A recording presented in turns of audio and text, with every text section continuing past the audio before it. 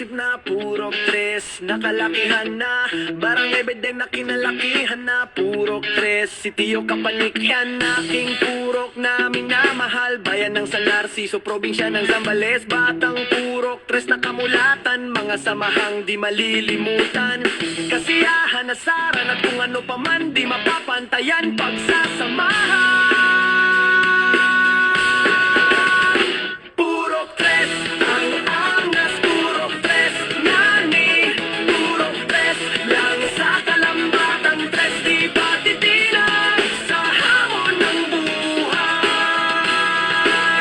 Pagsasamahan, hindi pa titinag saan man mapadpad.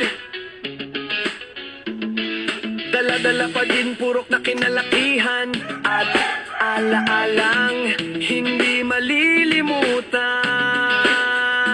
Purok tres ang angas, sa purok tres mo lang mararamdaman na pagsasamahan na di mapapantayan. Mula sa laod hanggang sa daya, pagsasamahang magkakapamilya. Purok tres, pamilya naming tunay. Lolo, lola, tito, tita, angkel, ante, kuya, ate, o mga ading panga.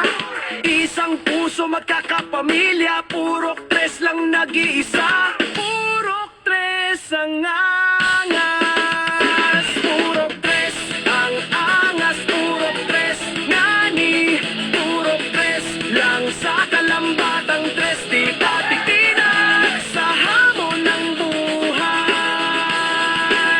Pagsasamahan, hindi patitinag saan man mapadpad.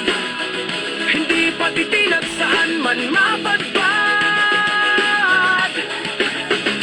Purok tres ang angas, purok tres ngani, purok tres lang sa kalambatang tres, di patitinag. Purok tres ang angas, purok tres ngani, purok tres lang sa kalambatang tres, di patitinag sa hamon ng buhay. Pagsasamahan, hindi patitinag saan man mapadpad.